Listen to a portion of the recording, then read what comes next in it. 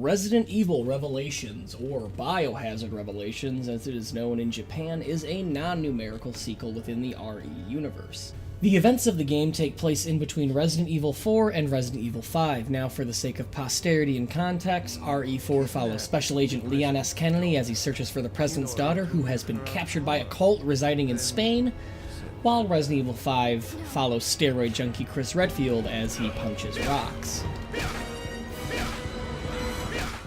Revelation's plot revolves around the members of the BSAA as they attempt to stop the bioterrorist known as Veltro. However, things quickly go wrong, leading the main protagonist, Jill Valentine, down a rabbit hole of conspiracies all centering around the Terra Grigia panic.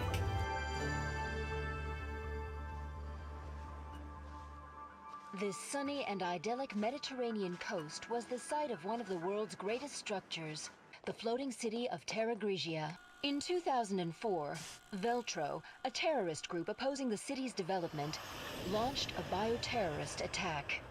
Realizing the need for immediate and decisive action, Supreme Local Headquarters issued the order to use the city's solar energy matrix on itself. Media outlets around the world began to refer to the incident as the Terra Grigia Panic. It was said to be a return to the horror roots that made the original game so good. They even made it a point on the Wikipedia page to say they were no way involved with RE6, which who can blame them? Now, this game is by no stretch scary, but there are moments that will make your heart jump. From faster enemies, a lack of ammo, and a few countdowns, this game will definitely get your heart pumping. The controls are tight, the aiming is responsive, and the graphics look great. The only element in this game that isn't that good is the story itself. The story is told the same way Pulp Fiction is told. Check out the big brain on Brad. Sometimes you play as Jill and Parker in present day. Sometimes you play as Parker and Jessica in the past. And sometimes you play as these two characters. Wow, that sounds like a job for us, don't it, Grinder? The story is broken up into 4 separate teams. You got Jill and Parker, who you play for the majority of the game, Chris and Jessica, whose disappearance pushes the game's plot into motion, Parker and Jessica for expositional flashbacks at Terra Grigia, and finally Keith and Quint, who provide comic relief. Or at least try to. Yeah, it's hard to say. They mostly just screw around in Russia, reveal parts of the conspiracy one session at a time, before ultimately getting bombed by the bad guy and disappearing for the rest of the game.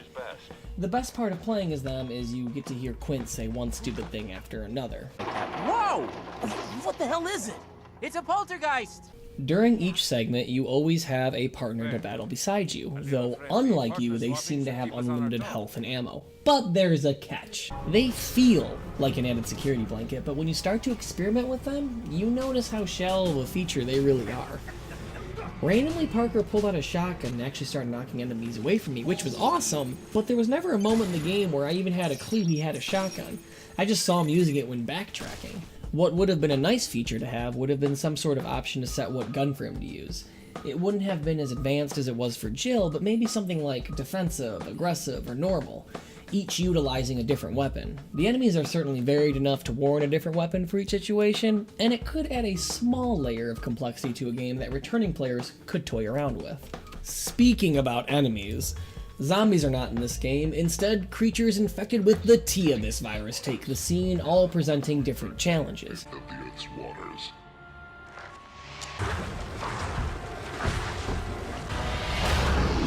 He's turning guppies into jaws! There's the Ooze, who serve as the common enemy, the Sea Creeper for water segments, this game's version of the Hunter, and who could forget the Globster. All in all, the enemies are fun and each provide a different challenge when encountering. But due to the over-the-shoulder nature of the game, dispatching them is easy, so the game just throws them at you in droves. During the boss fight, they are literally oozing from the walls to kill you. It makes sense from both a story standpoint as well as a marketing standpoint to change from zombies to monsters. Monsters have always existed in the Resident Evil series, so why not go with that instead of zombies? And by the time this game came out in 2012, zombies had started to oversaturate the market, so it made sense to change it up. Plus, the plot of the game centers around a new virus anyways, so why not go in a new direction? Now, the story itself isn't horrible, and its chief scriptwriter was Dai Sato, whose other works involve Cowboy Bebop, Ghost in the Shell Standalone Complex, and Samurai Champloo. So it had a good amount of opportunity to be fantastic. For me, the story itself may not be bad, but perhaps the delivery of said story. Throughout the game, you play as different pairs of BSAA agents as the plot of Terra Grigia unfolds. Unfortunately, any section where you are not playing as Jill just doesn't hold up to the original tension of the game. On the ship, you are trapped. There are monsters somewhere out there, and they all want to kill you. A masked man separates you from your partner, leaves you with none of your weapons. Vulnerable and alone, you must navigate the halls, avoiding everything you can until you can fight back.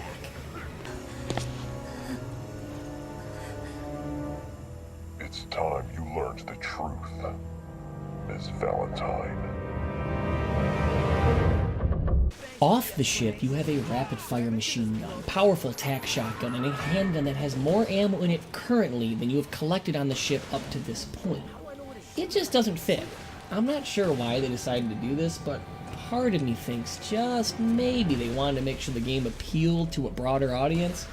Now, I can't prove it, but it makes sense. Why else would you throw action-packed sections into something that was a return to the horror roots, other than to make sure your newer audiences wouldn't get bored?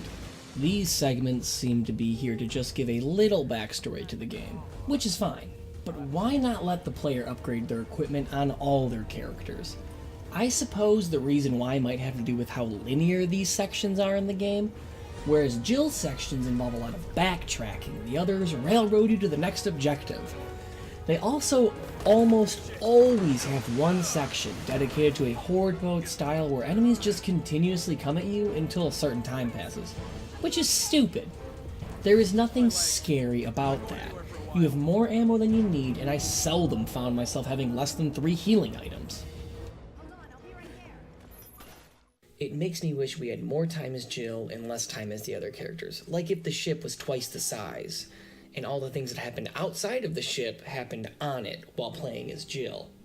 Or maybe like even if each squad was on the ship, but it was so massive they were all spread out, so that way they had to interconnect some way and all the stories happened at the same time, just like in Resident Evil 2. Unfortunately, this game wanted to give a lot of background to the RE universe by introducing new characters and giving them more screen time than they deserve. And despite the additional screen time, we haven't seen many of these characters in other games, and we probably never will. The game tackles some pretty heavy themes during its time, but nothing the series hasn't done before. You have your typical conspiracy where one or more of the key players are double agents working for a different shadow organization. You have one character trying to find another character who's in danger, and you have the idea that the government is planning some terrorist acts for the greater good. It's an idea that has been done by media over the years. It's even to a degree believed to have happened throughout history by some. And as dark as a theme as that is, it's nothing we haven't seen before. With 9/11, the whole thing is The main part of the game has you walking down long corridors, hearing enemies breathing in the distance.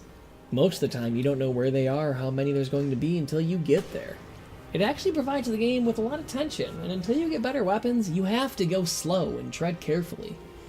Ammo is finite, and once you're out till you find more. The size of the ship and its interconnecting hallways leads you to getting lost many times, but by the end of the game, you more than know your way around. The ship comes with a variety of locations, from dark narrow hallways to bright vibrant open rooms that give you just enough time to relax. This game has shortcuts littered throughout it that once you unlock them, there is no going back. Enemies don't follow you through doorways, so if you can get around them, there is no reason to fight them. The very first boss you fight first has you walking towards him as he calls out for Mayday and he slams on a door. You can explore the entirety of the boss room and gather all the supplies, so you don't need to run around during the boss fight, which I think is pretty neat.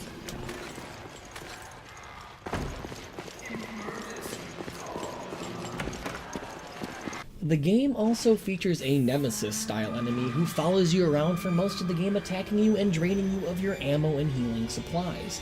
You can avoid her or try to run away from her, but it's almost always better to kill her because she almost always drops a weapon upgrade that will help you later on. Unlike Nemesis, however, she isn't the final boss. She is instead just a reoccurring enemy who by the late game is more annoying than scary. God, don't you ever quit! A big feature to this game is scanning enemies to collect data. Each enemy gives you a certain amount alive and a certain amount dead, with each having diminishing returns every time they are used, eventually getting down to 1% for each scan, regardless of alive or dead. Every time the player reaches 100%, they are rewarded with another stock in their healing inventory, which is now just a button to be used and never slows combat. This isn't a bad thing, but features like this quickly make the game easier. I never felt like I was ever in any real danger while playing. The only deaths I got was from the first boss, and that was mostly because I never grabbed the sniper rifle. The game also has a lackluster ending, in both terms of the final fight and the story. During the game, you see almost all of your allies either die or turn on you. By the end of the game, it is revealed that despite facing certain death, they are all alive and well. The credits actually have that weird 90s-esque ending where it just shows what each of the characters are doing.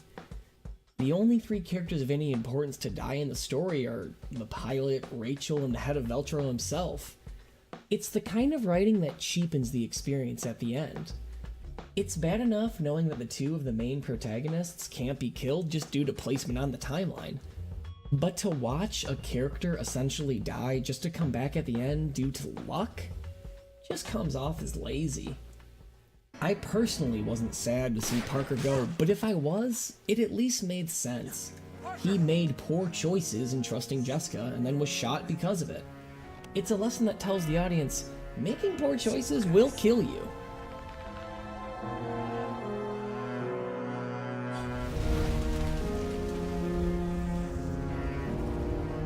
All in all, the game does a pretty good job of portraying an older style Resident Evil, save for the non-Jill segments.